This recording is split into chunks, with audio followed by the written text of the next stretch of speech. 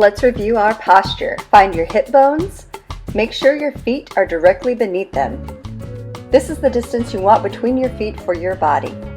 Gently and deeply bend your knees, keeping your chest stacked over your hips. Relax those shoulders.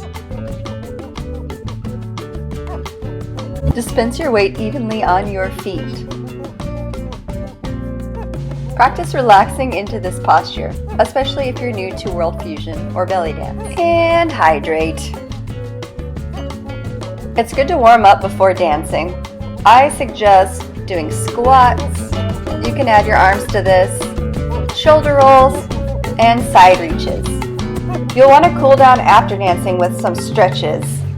I suggest stretching your hip flexors, your hamstrings, releasing your lower back, and even trying some balance challenges. Then some gentle roll-ups always help reset the body. All right, let's get to dancing.